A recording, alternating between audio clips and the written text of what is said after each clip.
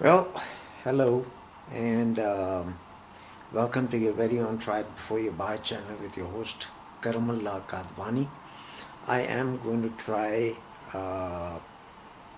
to kind of practice self-control on my volume because my wife is sleeping in the other room and it's currently 12 a.m. here in the United Arab Emirates.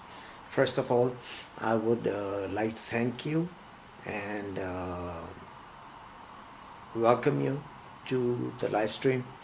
I hope it's happening because I've tried this several times and I failed.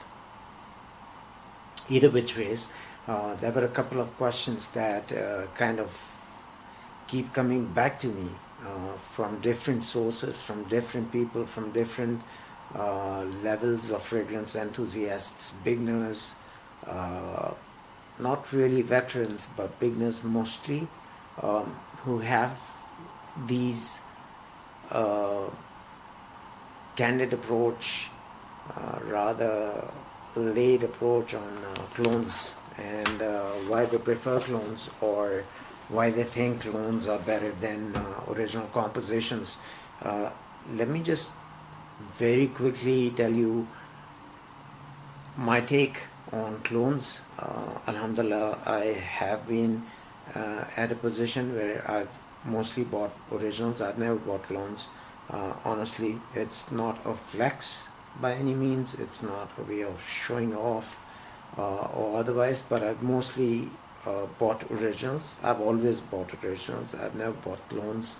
Um, I prefer not buying from discounters, but rather have a healthy relationship with distributors like and retailers like Sentitude, to name a few.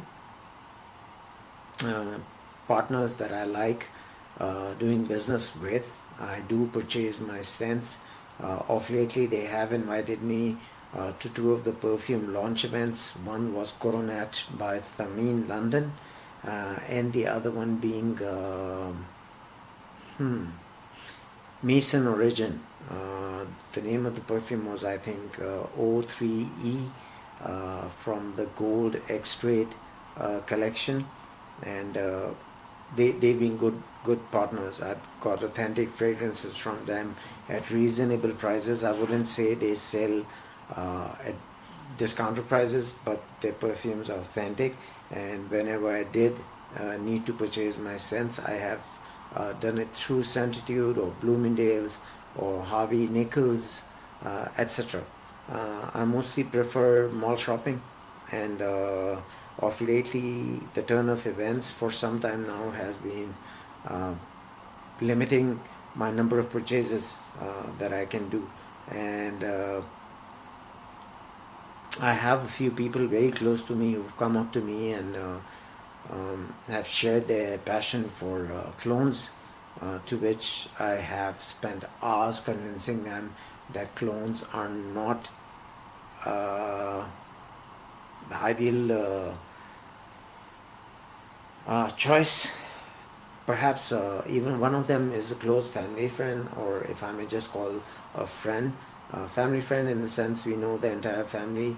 We have been visiting them, and I call him my elder brother. I respect him like I would my elder brother, and he was kind of very comfortable purchasing clones, and I wasn't that keen on supporting it because, mashallah, he's at a level where he can afford luxury niche, high end luxury niche, and so I convinced him to buy originals, even if not the very expensive fragrances, at least originals where he could feel the difference in the kind of the oils, kind of the materials used, the clones that he was purchasing, for example, probably Armaf, Club de Nuit, etc., which use very synthetic, harsh like aroma chemicals.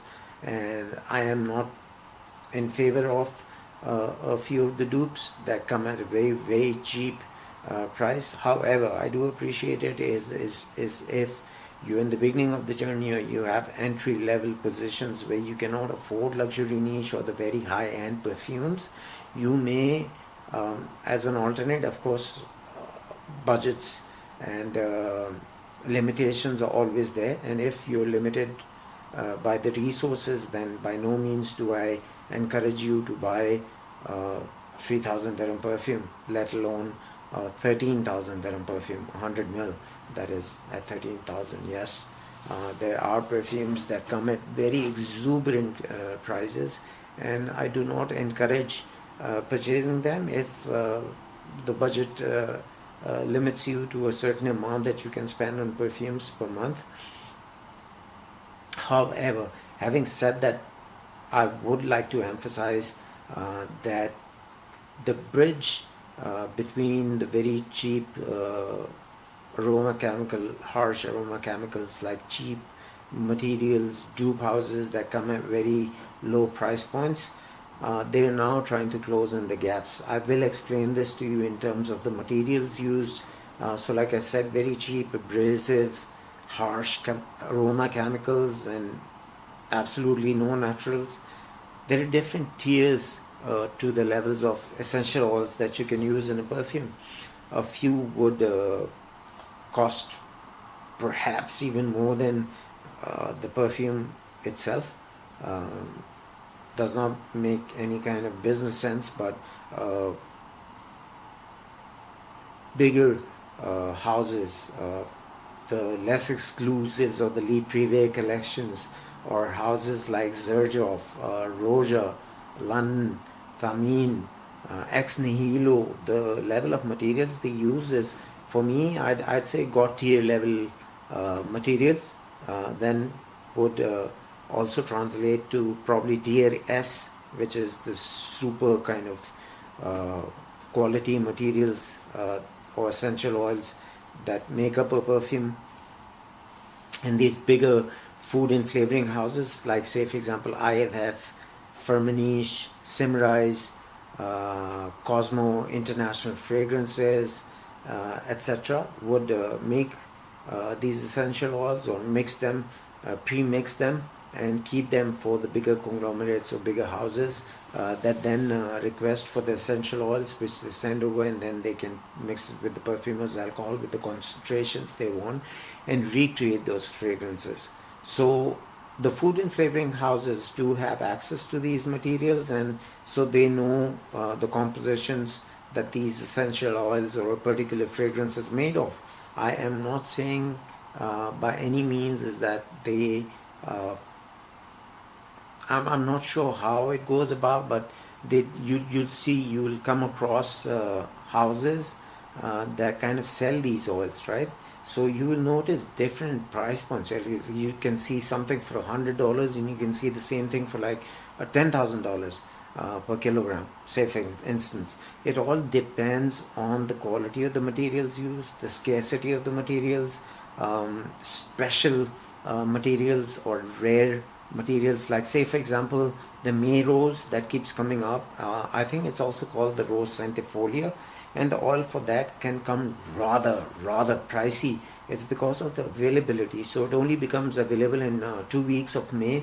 It's either the first 2 weeks of May or the last 2 weeks of May, which I'm not sure about, so I wouldn't want to misguide you, but I would inshallah perhaps dive a little bit deeper and confirm the details. However, what I'm trying to say is that these only become available in a particular part of France, that's in Grasse, and are only available for the 2 weeks in May, and that is why they're called May rose. They're supposed to be plucked before 5 a.m.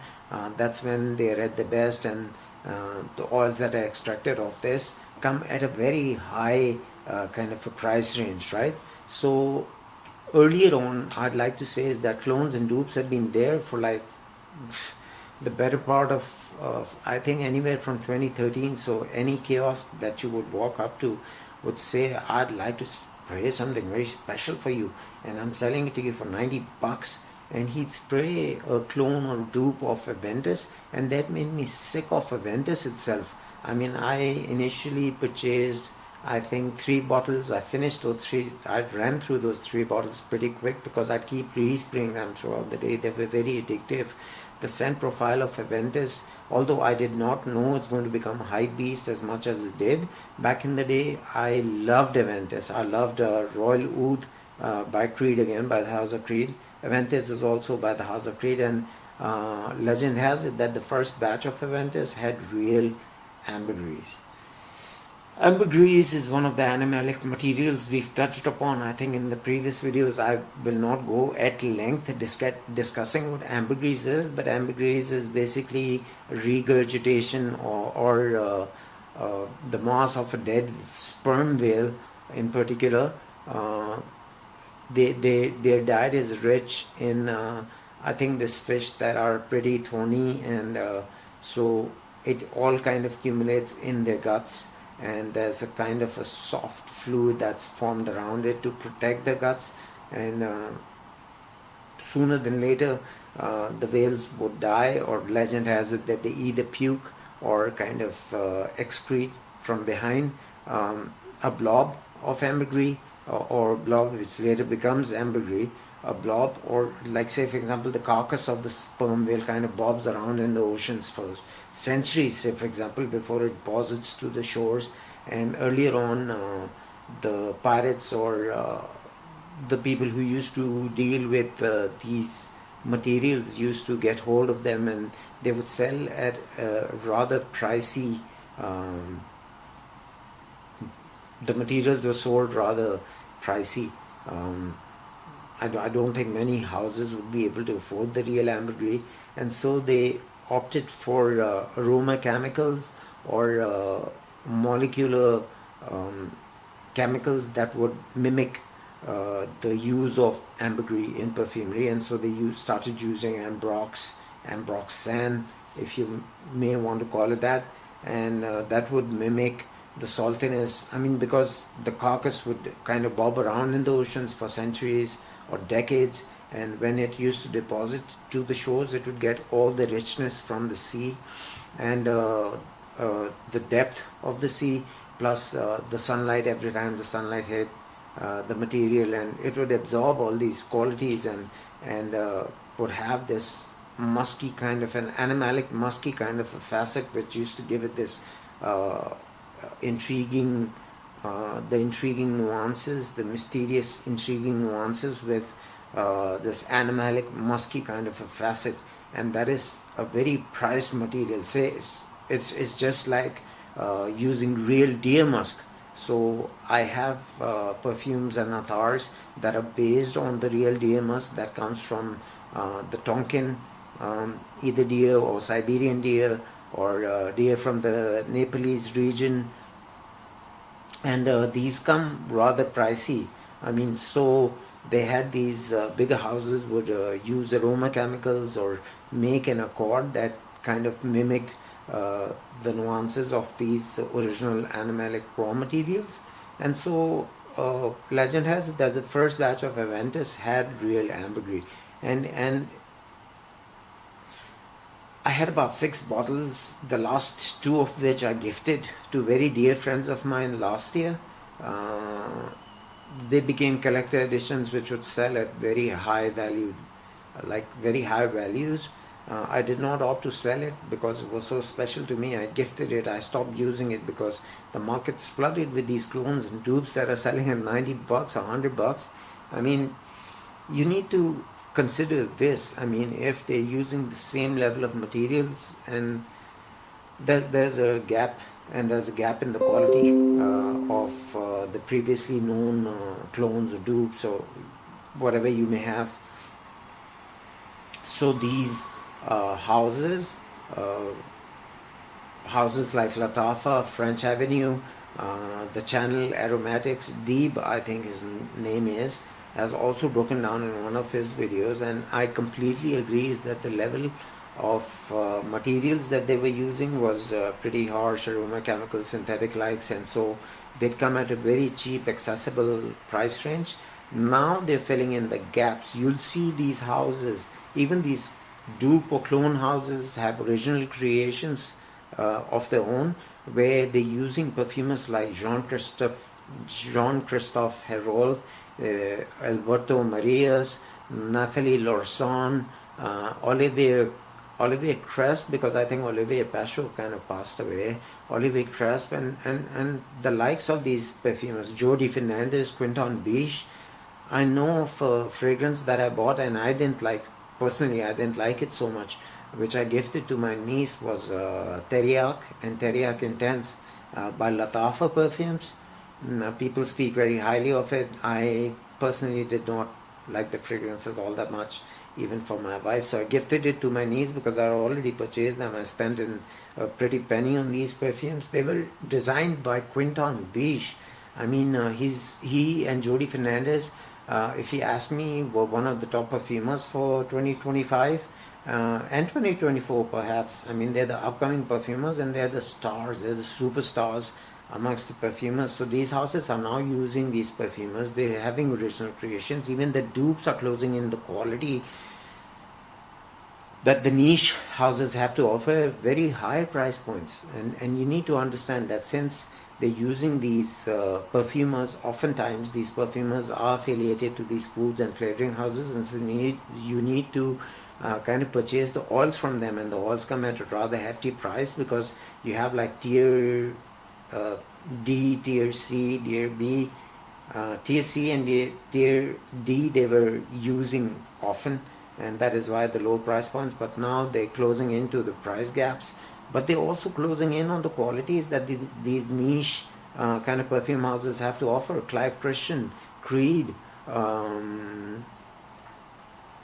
I'm yet to see a clone of Roja. I haven't.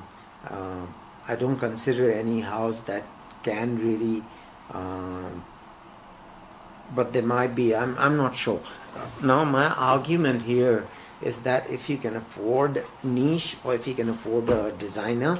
So what I'm trying to say is these niche, uh, the gaps that they're trying to close in is these dupe or clone houses or whatever have earned as much as they can reinvest into their businesses, and now they're hiring these top tier perfumers with, if not the top tier oils like tier S, then they are definitely using tier A, which is the second best at most, and they're using these perfumers, so they're closing in to the gaps. They're coming very close to niche, but I see them ahead of what the designers have to offer you, because a few of the designer offerings, I'm not a big fan of. Whatever's come off recently, yes, a few perfumes I would vouch by, but most of them are just mass pleasing one after another kind of releases, which I do not kind of really want to get into at this moment in time. But so you have designers, and then you have these uh, uh, houses like Latafa, French Avenue, or the likes, who are now closing into the gaps, and they're using these renowned perfumers. They're using the better materials. They are coming up in the price range, but they're also coming up in quality, that what they have to offer. Many a times, I seriously don't know how this works, but like the cheaper aroma chemicals, I'm not saying that they do, but for instance, they come from China or India, or the gray or the black markets are not often regulated by IFRA. And IFRA is the International Fragrance Regulatory Authority that dictates that there are certain materials that you can use, and there are certain materials you can use in restrictions or very limited quantities, that earlier on in the past, vintage perfumes were used very heavy handedly, like oak moss, say for instance. It had an allergic reaction on skin for a certain number of people, and so IFRA kind of regulated that oak moss not be used in the excessive quantities that it used to be used in, limiting it, further limiting it, or implying that these bigger conglomerates and perfume houses to kind of create alternatives, that they've created accords that kind of mimic what the oak moss would have to offer, oftentimes reformulating fragrances. A question that gets asked very often: why are there so many reformulations? Well, IFRA regulates fragrance, especially in Europe. There are certain houses that would say they're non IFRA compliant, cannot sell in Europe. The other downside to it is that when these used to be available at the price points they used to be available at. Oftentimes the harsh chemicals would cause reactions or kind of respiratory kind of allergies, etc. I don't know if it's still recording. I'm kind of paused at the moment on my screen. I hope it's still recording. It says it's still streaming. I'll go ahead, but I cannot see myself move on the video. Either which ways, having said that, what I was trying to say is, so now they're closing in the price range and everything. The older, very cheap fragrances, you need to practice caution while buying these fragrances, because they're not IFRA compliant. They might have severe allergic reactions or otherwise to the individual, and so you need to kind of be wary of where, if you cannot access niche or these perfumes that are now closing in the gaps to niche, I think you should buy entry-level designer or alternatives from these discounters that offer original fragrances rather than go for the dupes. This is my take on basically clones, dupes, and whether I'd suggest or ask anyone to use these or not, kind of go for the cheaper alternatives. Either which ways, that brings me to the next question, the Fragcom. The Fragcom is in a rather, I don't know how to say it, but the fragrance community, the reviews, the influencers who are pushing fragrances, and you will see an echo chamber like kind of an effect where influencer A, influencer B, influencer C, to the extent of 20 of these influencers would be hyping the same fragrance. They're more likely to be on the free bottle brigade, which kind of a few houses would dictate you to post often, push their fragrances, sell numbers, and so we blindly, because we follow the influencers or a particular influencer, we get influenced, and we kind of purchase these fragrances which are not actually in terms of art, or in terms of uniqueness, or in terms of quality, or complexity, perhaps the journey they take you on. There's basically a noise that kind of pushes you to purchase these fragrances that these guys are otherwise getting at no cost on their part, and they're just pushing fragrances so they can make a quick buck off of you. Now, the other question related to the same topic is that one of the viewers asked me is that you talk about everything but the perfume review, and you might as well beat less around the bush and get straight to the perfume review.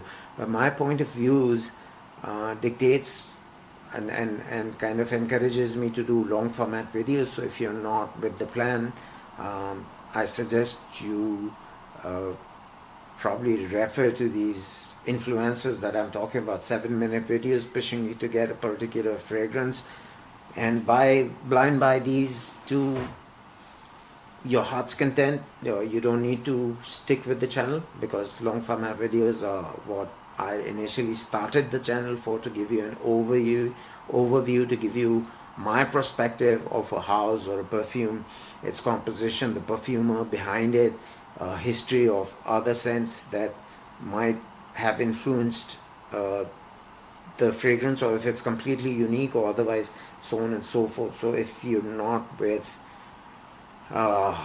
you're not with the long format videos, you're most welcome to leave. Also stop binge watching these reviewers, because they all sing the same note and they kind of influence you to buy perfumes that you may otherwise not. There's a whole lot of innovations, there's a whole lot of perfume houses offering you several fragrances that are worth every penny of yours. You just need to know where you stand. You need to live 1 cent at a day, and That's how you're going to grow. Smell as much as you can. Keep your smelling game on. Keep your fragrance game on. There's no need to not get into fragrances. Budgets are appreciated. Whatever you can afford, try making it better every day or every year, one day at a time. Yeah. How do you know where you stand in your fragrance journey? Well, if you're new to fragrances, designers should be suffice. If you've been doing designers for some time, you may want to step into I don't know if I can call Tom Ford a designer, but you can get into brands that offer you deep, rich, complex, perhaps more challenging compositions. Tom Ford, Creed, of recently, Creed has been doing fragrances that are very different from what Creed would have done back in the day, but not taking anything away from them. Ex Nihilo is a brand I'm surprised not a lot of people here in the Middle East know about. I swear by that brand. I think the quality, the materials, the innovations, the perfumers that they use, Quinton Beach and Jody Fernandez has done a few of their fragrances which are my favorites. I suppose you can get into these, and then Rogers and Xerjoff and so on and so forth. Henry Jacks is a very expensive brand, but totally worth your buck, right? Now let's talk about the concentrations, i.e. price points as well. They often come at lower price points. So eau de colognes that you often find in the restrooms for these in-flight services where you need to freshen up.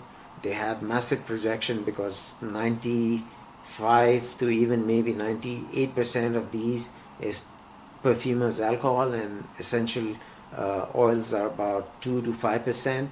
They have a very low oil concentrate, so they project immensely for the first 30 seconds and then they disappear. By the time you've landed, you won't be able to smell these anymore. You have progressing on slightly more in the price points is the eau de toilettes. These could be anywhere from 5% to 10%. Last about 2 to 3 hours. They give you a decent amount of projection. Longevity isn't the greatest on these, but then some quality EDTs from like, say for example, the House of Guerlain, Hermes or otherwise would probably last you about 4 to 5 hours on the higher side. EDPs, eau de parfums, are anywhere between 10 to 18% to the best of my knowledge.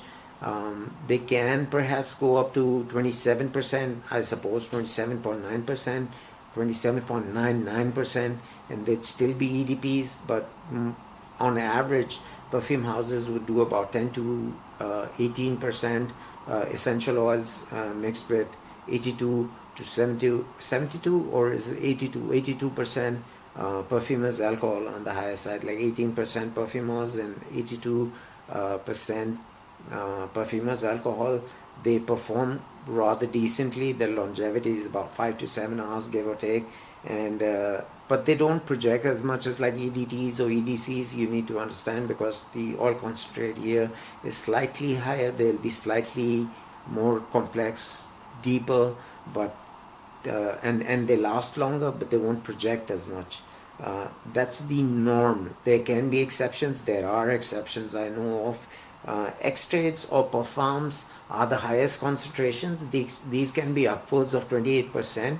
I'm saying upwards because they don't have a higher set limit. I've seen Interlude do exceptional extracts, they called it Interlude 53, which is 53% oil, essential oil, and that would be like 47% perfumers alcohol, which is really high. The concentration for its time was the highest. You have Guidance 46 that has a 46% oil concentrate. You have Reflection 45. You have Interlude 53. You have Epic 56. Epic is 56% essential oil concentrate, and that means it has only about 44% perfumers alcohol. These are extremely long lasting. They perform rather well. They project well for the first 2 to 3 hours, but they sit very dense and close to the skin, and you will see the sheen and the oil kind of sit on your skin and these perform the long, like these will last you the longest. Perhaps some of them would last you more than 12 hours. Some of these would last you about 24 hours, give or take. On garments, uh, you might smell them for the next for 72 hours. Tiger X-ray that has recently come out and is a Harrods exclusive stays on garments for about 72 hours. Every time you cross your wardrobe, you'd be able to smell Tiger. It's the same old Tiger DNA with the ambroxan and the grapefruit note and everything else, but it has a deeper facet. It smells like leather. It has a lot of leather. It has a lot of. It's a little darker, more complex, extremely more concentrated. Tiger is still in the DNA, but it has this leather kind of facets that are not listed, but they're very evident to the nose.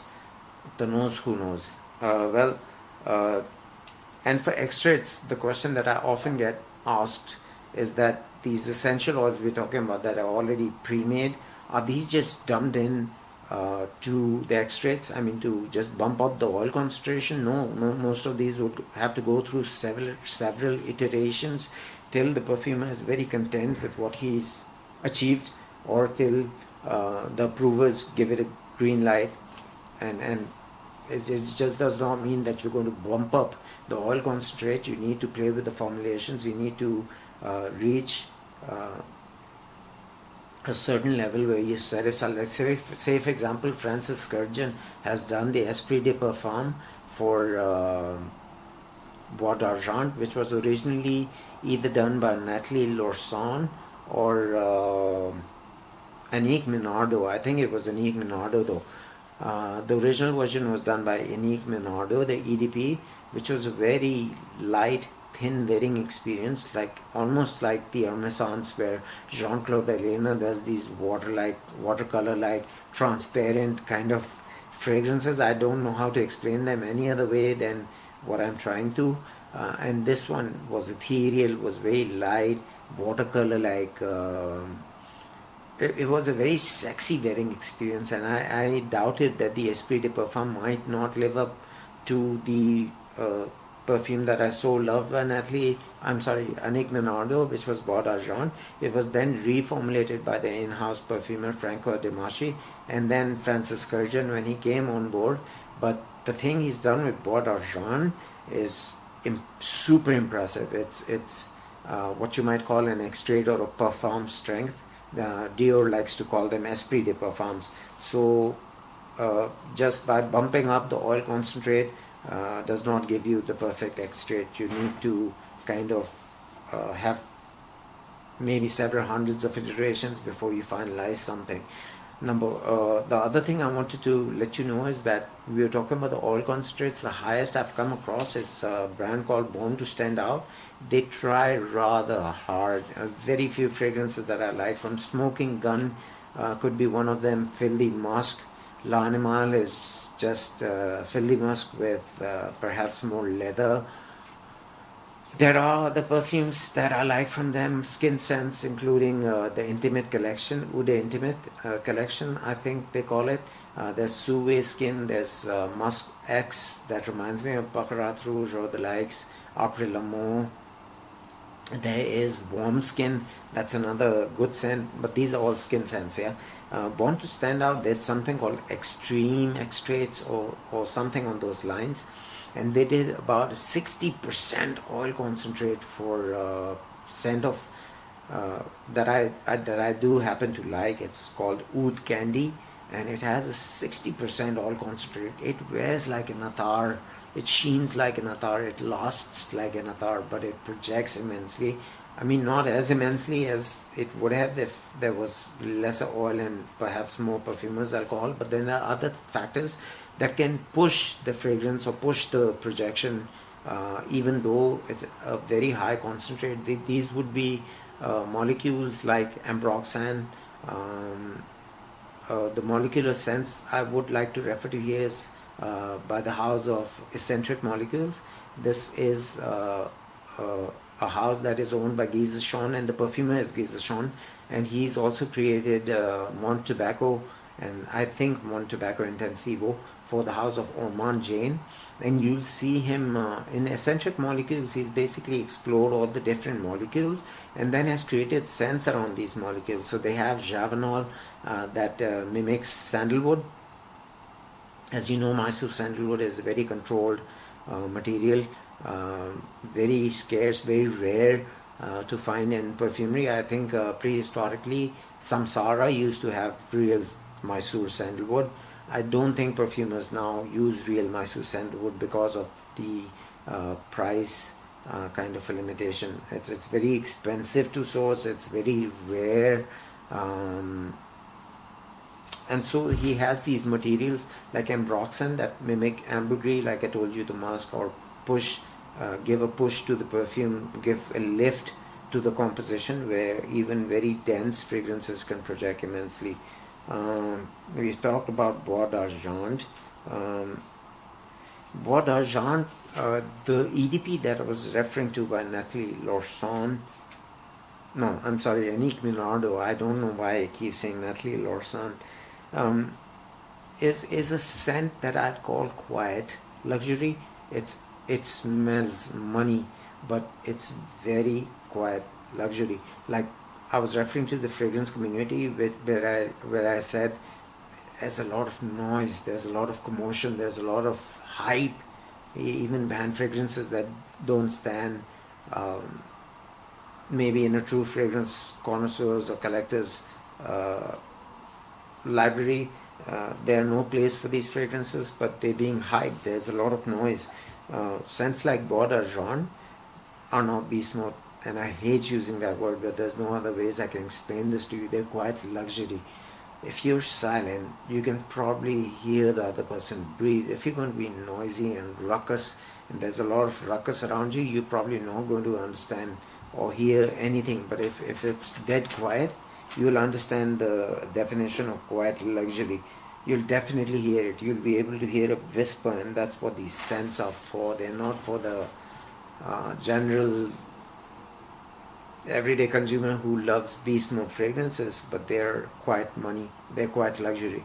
Like Rolls-Royce as compared to a Ford Mustang.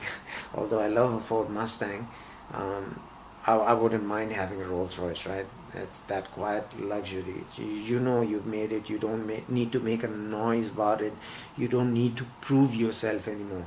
You're there and you know it. And you're enjoying the status that you built for yourself. That's all I got to say. Nothing bad. It's just about where you stand. Or it's all about where you stand in your fragrance journey, and what kind of things you like might depend on the level of maturity, your age. I remember back in the day I used to have these amplifiers and subwoofers and 16 speakers and all these setups in every car that I bought. But of recently I've started enjoying the quiet, if that makes any sense. Either which ways, all concentrations we've touched upon. Synthetics versus naturals. I have a tendency to go all over the fragrance wheel, not just scents based on synthetics, aroma chemicals, or scents that are completely natural. I go all over the fragrance wheel, and so synthetics, I can say, like complete synthetic compositions, house like Etat Livre d'Orange, Aldo, as the Fragcom would have it, Arige L'Adore, no, I'm sorry, Aldo, Etat Livre d'Orange. You have another house that's Nazzamato under Alessandro Gottieri. You have the sister house Otto Parisi. These are all based on synthetics, complete synthetics, nothing natural. On the contrary, there are houses like Arige L'Adore, the Sultan Pasha, Viva Ace, or its spelling is Vivace, Vivace Perfumes. They have their own line of attars and fragrances, also done by top renowned perfumers like Sultan Pasha. These are all, they use all naturals, and I don't suppose they use any synthetics at all. These are all natural based perfumes.